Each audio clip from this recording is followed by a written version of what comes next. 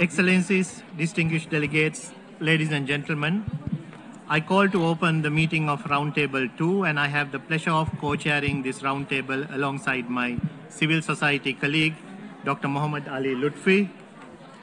My co-chair, Dr. Lutfi, is the Director for Capacity Building and Advocacy of G3 ICT, and is an international development professional specializing in the inclusion of persons with disabilities across a wide range of developmental programming.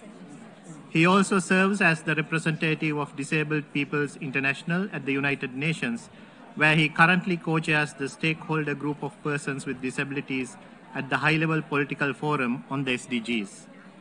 He has served in different capacities at Disabled Peoples International and has worked as a consultant for a broad array of organizations. Today, we will together facilitate this roundtable discussion on the important issue concerning digital accessibility for persons with disabilities.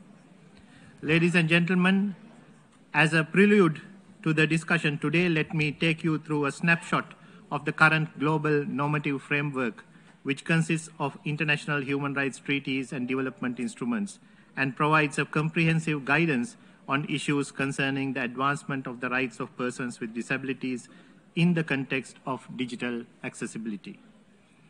According to Article 9, subparagraph 1 of the Convention on the Rights of Persons with Disabilities and the Optional Protocol, state parties are required to take appropriate measures to ensure to persons with disabilities access on an equal basis with others to information and communications, including ICTs and systems, and other services including electronic services and emergency services.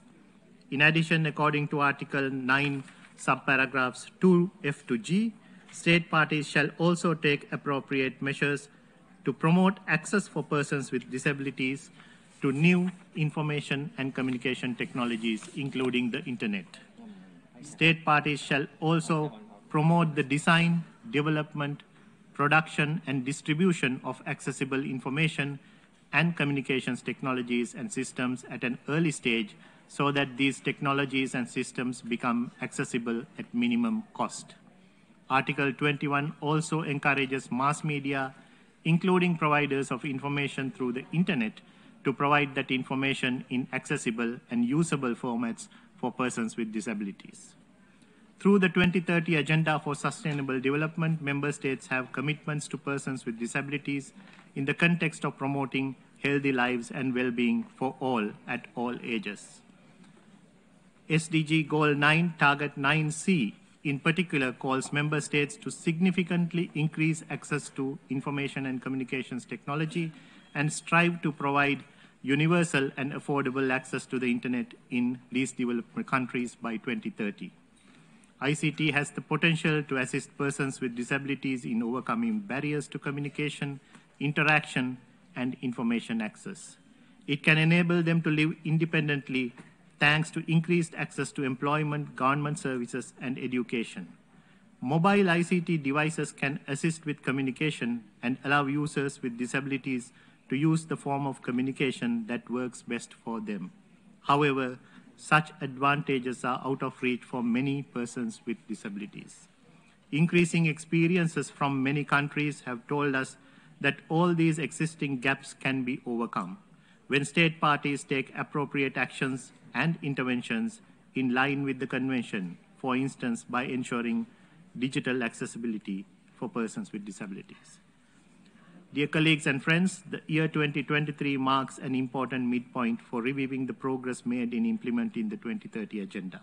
As member states, United Nations entities and other stakeholders continue to build back from the COVID-19 crisis, their efforts need to be accelerated towards implementing of the 2030 Agenda for all and implementing the Convention on the Rights of Persons with Disabilities.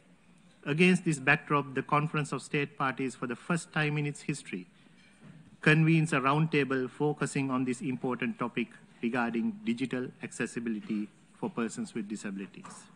The roundtable will provide a unique opportunity for state parties and our stakeholder partners to review and reflect the current situation, progress and challenges, as well as opportunities to ensuring digital accessibility for persons with disabilities. We welcome you to share good practices and explore strategies to advance the rights of persons with disabilities in this important area. Now it is my great honor to recognize and extend a warm welcome to our distinguished panelists for this roundtable. Mr. Chong Kwek Bin, Technology Analyst, SG Enable Singapore. Mr. Laszlo Lovasi, Senior Research Fellow, Faculty of International Relations and Diplomacy, University of Public Service, Hungary.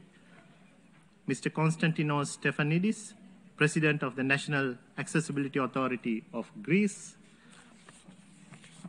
Ms. Roxana Widmer-Ilescu, Senior Coordinator for Digital Inclusion, Development Bureau, ITU. And John Mare Furaha, who will join us, who will not be with us in person here today, but we will still be hearing his valuable contribution today. And he's an advisor from the Rwanda Organization of Persons with Deaf Blindness. Ladies and gentlemen, in order to have a focused and interactive discussion in a moment, we will invite each of our panelists to make a presentation for 7 minutes. After the presentations, we will invite delegations and observers to join an interactive discussion, to either pose specific questions to panelists or to make brief comments that are relevant to the discussion of the roundtable. I kindly urge you to cooperate and refrain from making statements and to only pose questions or brief comments.